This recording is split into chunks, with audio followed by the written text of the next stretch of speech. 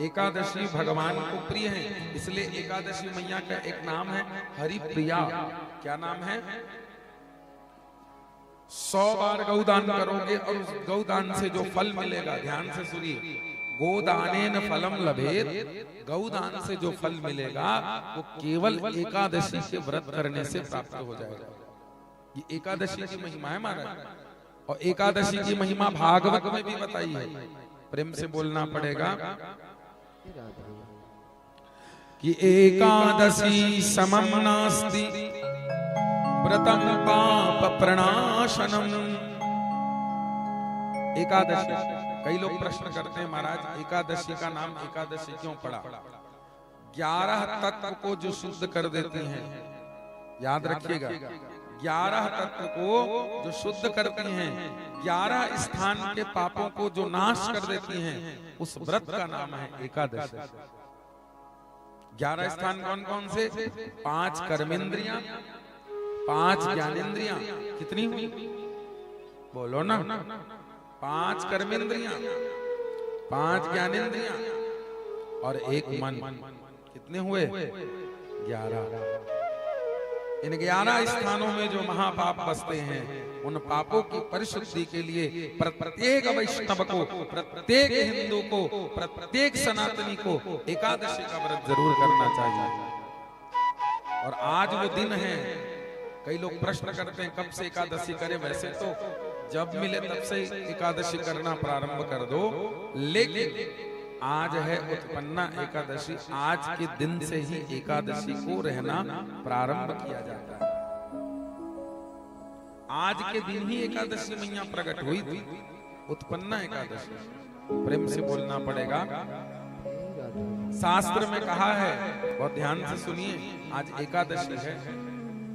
जो आज एकादशी के फल मात्र को सुन लेगा, अगर वो उपवास धारण नहीं कर सकता तो भी उसे परम पुण्य की प्राप्ति होगी।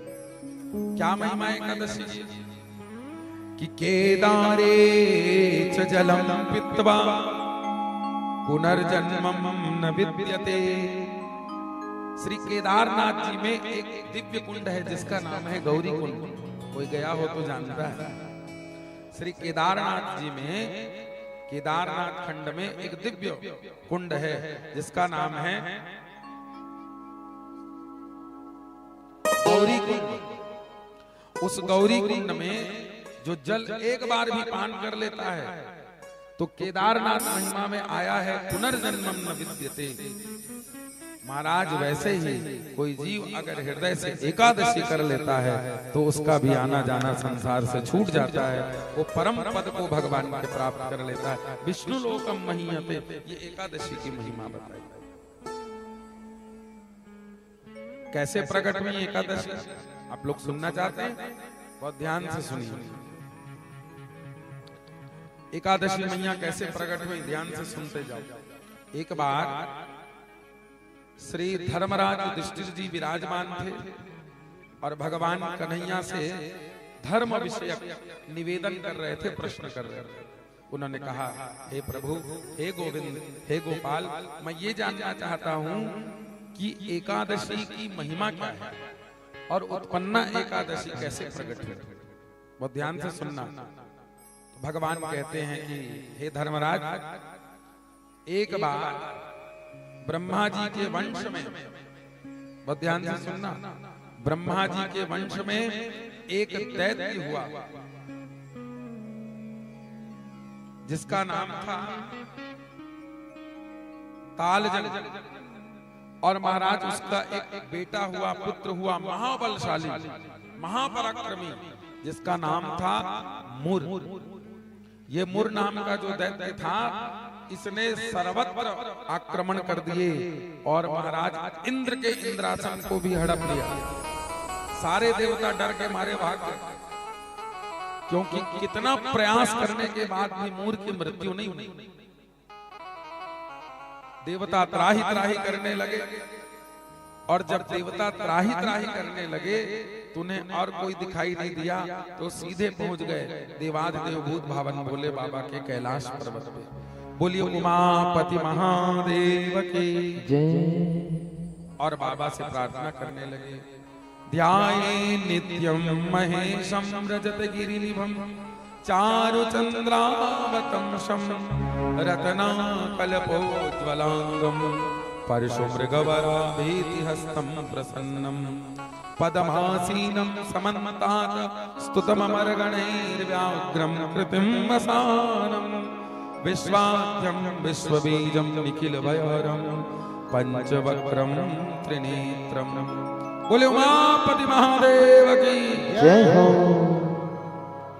बाबा को टेर लगाई, बाबा प्राहिमा, सारे देवता पहुंच गए। क्या हुआ? महाराज हम बड़े दुखी हैं, मुर नाम के दैत्य ने हमको कहीं का नहीं छोड़ा, स्वर्ग पे भी कब्जा कर लिया, सर्वत्र पाप की छाया हो रही है, सर्वत्र अत्याचार बढ़ते जा रहे हैं, रक्षा करिए हे भोलेनाथ, हे देवादिदेव महादेव। तो महादेव कहते हैं कि देखो देवताओं, ये जो दैत्य है ना, इसको अगर कोई समन कर सकता है इस दैत्य का, तो केवल परम पुरुषोत्तम भगवान श्री हरि ही कर सकते हैं। इसलिए ऐसा करो, आप सब मेरे साथ सीधे चलो कहां? वैकुंठ। और लेकर के क्षीर सागर में सारे देवताओं को आ गए भोलेनाथ। और जैसे ही आए तो भगवान की दिव्य आराधना देवताओं ने करी। शशंख चक्रम सकरीट कुंडलम सपीत वस्त्रम सरसीरुहेक्षणम सहार वक्षस्थल कौस्तुभश्रियम नमामि विष्णु शिरसा चतुर्भुजम। हे नारायण, हे गोविंद, हे गोपाल, आप सबके दुख को दूर करने वाले हैं। देवता कह रहे हैं आप हमारे कष्ट को हरिए प्रभु। ये मूर नाम के दैत्य ने बड़ा अत्याचार कर रखा है, स्वर्ग पे अधिकार कर रखा है, सर्वत्र पाप की वर्षा हो रही है। हे गोविंद, आपने वचन दिया है। क्या वचन? कि यदा यदा हि धर्मस्य ग्लानिर्भवति भारत अभ्युत्थानं धर्मस्य तदात्मानं सृजाम्यहम्। जब जब धर्म की हानि होगी तब तब भगवान ने वचन दिया है, उस धर्म की रक्षा के लिए, अधर्म के शमन के लिए भगवान पधारेंगे। और रामचरितमानस में भी भगवान यही बात कह रहे हैं। क्या कह रहे हैं?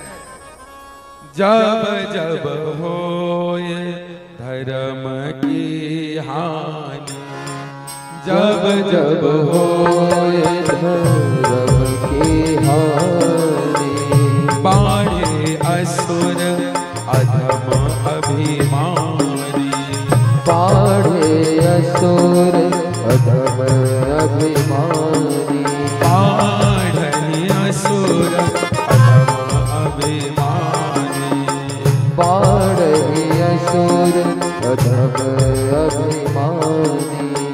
तब तब हरि धरि विविध शरीरा, तब तब हरे धरे विविध शरीरा, तब तब हरि धरि विविध शरीरा, तब तब हरे धरे विविध शरीरा। हरि महाप्रभु सज्जन पीरा, हरे महाप्रभु सज्जन पीरा, हरि महाप्रभु सज्जन पीरा, हरे महाप्रभु सज्जन पीरा। भगवान वचन बद्ध हैं अपने भक्त की रक्षा के लिए, किसी न किसी रूप में आते हैं। विप्रधेनु सुरसंत हित लिन्न मनुज अवतार, निज इच्छा निर्मित तनो माया गुण गोपाल। तो भगवान आज धराधाम में आए और देवता और मानवों की रक्षा के लिए भगवान स्वयं मूर से युद्ध करने लगे। भगवान नारायण का दिव्य अस्त्र जब चलने लगा तो मूर नामक दैत्य के महाराज पसीने छूटने लगे। लेकिन ये मूर नाम का दैत्य भी बड़ा भयंकर था। इसको वरदान था कि स्वयं से प्रकट कोई स्त्री इसे मार सकती। भगवान ने बड़े प्रयास किए, लेकिन भगवान लड़ते लड़ते थक गए और अंत में जब देखा कि मूर ढेर होने लगा है तो तो भगवान वहां से अंतर ध्यान होकर सीधे बद्रीनाथ चले गए। और बद्रीनाथ जी में बड़े दिव्य भाव से लोगों की आदत है, चाचा जात होगा मैं, और चाचा खात हो पांव पर गिरेंगे, गए चाचा खात खवई, प्रेम से बोलना पड़ेगा। तो कभी भी कोई भोजन कर रहा हो तो उसे डिस्टर्ब मत करो, ध्यान पूर्वक सुनते जाइए। उसके पश्चात कोई सोया हो तो उसको भी बार बार उसके नींद में दखल डालना भी पाप है, याद रखिए। और चौथा, कोई भगवान की कथा सुन रहा हो मन से तो उसको भी बार बार डिस्टर्ब करना महापाप है। आप नहीं सुन सकते कोई बात नहीं, पर जो सुन रहा है उसके तार को मत छेड़ो, ये महापाप में आते हैं महाराज, प्रेम से बोलना पड़ेगा। राधे राधे। और थोड़ा जोर से राधे राधे। तो भगवान नारायण के सामने साक्षात पराम्बा प्रकट हो गई और पराम्बा ने कहा कि हमसे लड़ो। और मुर नाम का दैत्य जब माता पर प्रहार करने लगा तो पराम्बा जगदम्बा में इतनी शक्ति थी कि केवल हुंकार भरा हम, और महाराज इतना कहते ही उस दैत्य के प्राण छूट गए और महाराज मुर का नाश हो गया। बोलिए भगवती मैया की जय। भगवान नारायण ने जब आंखें खोली तो सामने देखा अस्त्र शस्त्र गदा पद्म आदि से सुशोभित, आयुधों से सुशोभित सिंह पर विराजमान दिव्य स्वरूप में भगवती प्रकट हो गई हैं। कहा, देवी आप कौन हैं? तो भगवान नारायण को कहा, हे प्रभु मैं तो आपसे ही प्रकट हुई हूँ, आपकी इच्छा से ही मेरा जन्म हुआ है और आपकी ही शक्ति से मैंने इस वसुर का वध किया, इसलिए आप मुझे नाम दीजिए। तब भगवान ने कहा कि आज आपका मुर नाम के दैत्य के लिए जन्म हुआ, आपने संसार की रक्षा की, इसलिए जगत आपको मेरी हरिप्रिया एकादशी के नाम से जाने। किस नाम से? एकादशी, क्योंकि 11 स्थान के तत्व से वो प्रकट हुई है पराम्बा। और हे देवी मैं आपसे बड़ा प्रसन्न हूं, वर मांगिए। तो एकादशी मैया ने कहा, प्रभु मेरी एक ही प्रार्थना है, जो भी भक्तजन मेरे इस जन्मदिन के यानी एकादशी के दिन कोई भी व्रत करे, कोई भी पूजन करे, कोई भी आपका स्मरण करे, तो मेरी ये प्रार्थना है, ये भगवान उसके जगत के सर्वस्व पाप नष्ट हो जाए और उसे हरि पद की प्राप्ति हो जाए। और एकादशी मैया को आशीर्वाद प्रदान किया। समस्त प्रकार के पापों का नाश करने वाली एकादशी व्रत कथा है। तो ये उत्पन्ना एकादशी की व्रत कथा आप सभी ने श्रवण करी। एक बार जयकारा लगाइए, बोलिए एकादशी मैया की जय। एकादशी को अन्न नहीं खाया जाता, अन्न निषेध है, क्योंकि आज संसार के समस्त पाप अन्न में निवास करते हैं। पर 3 लोग ऐसे हैं जिन पर एकादशी मैया का नियम लागू नहीं होता। पहले जो 5 वर्ष से नीचे के बालक हैं, ध्यान से सुनिए, 5 वर्ष से नीचे के जो बालक हैं उन पर एकादशी मैया का नियम लागू नहीं होता। वो अन्न खाए उसको दोष नहीं। दूसरा, जो 70 से 80 साल का बुजुर्ग हो और जिसको रोग हो गया हो, शरीर अच्छा ना हो, उस पर भी एकादशी का नियम लागू नहीं होता। बाकी सर्वजन पर एकादशी का नियम लागू होता है। एकादशी को अन्न छोड़कर एक दिन कम से कम आपको एकादशी रहनी चाहिए। इसका वैज्ञानिक लाभ क्या है जानते हैं? पूरे साल भर में 365 दिन होते हैं, उन साल भर में 20 दिन और 40 मिनट अगर आप अन्न का त्याग कर दो तो कैंसर जैसी बीमारी से आप बच जाओगे। और इसलिए एकादशी व्रत की महिमा रखी। पेट जिनका बड़ा खराब रहता है उनको एकादशी व्रत करना चाहिए। एकादशी व्रत करने से शरीर की शुद्धि हो जाती है, मन पवित्र हो जाता है, और एकादशी जो करता है उसको मेरे नारायण अति प्रिय हो जाते हैं, वह नारायण का प्रिय हो जाता है। ये एकादशी महिमा, एकादशी जी की महिमा बताई। तो आज उत्पन्ना एकादशी, आज से ही एकादशी प्रारंभ की जाती है और मोक्षदा एकादशी आएगी। अब उस मोक्षदा एकादशी में पारण किया जाता है, माने उस मोक्षदा एकादशी को उद्यापन इत्यादि एकादशी का कराया जाता है। बाकी प्रत्येक जीव को एकादशी अवश्य करनी चाहिए। साल भर में एक महीने के 2 एकादशी होते हैं, तो साल भर में 12 दूनी बोलो ना, और एक महीना बढ़ता है पुरुषोत्तम मास, उसकी 2 एकादशी और जोड़ दो तो कितने हो गए? 26 एकादशियां साल भर में होती हैं। अगर 26 एकादशियों को आप नहीं रह सकते तो कम से कम एक एकादशी को रह जाइए, उसका नाम है भीमसेनी एकादशी। निर्जला व्रत कर लीजिए। वैसे तो सारे एकादशी निर्जला होते हैं, पर पूरा एकादशी निर्जला न रह पाए तो भगवान ने भीमसेन जी को एक दिन एकादशी कराई है। जीवन में याद रखिए, कम से कम एक बार एकादशी अवश्य करिएगा, तब मानव शरीर प्राप्त करने का लाभ है। बंधु प्रेम से बोलना पड़ेगा। हे राधे परंतु यह भी ध्यान रखिए, माताओं को अधिक उपवास नहीं करना चाहिए।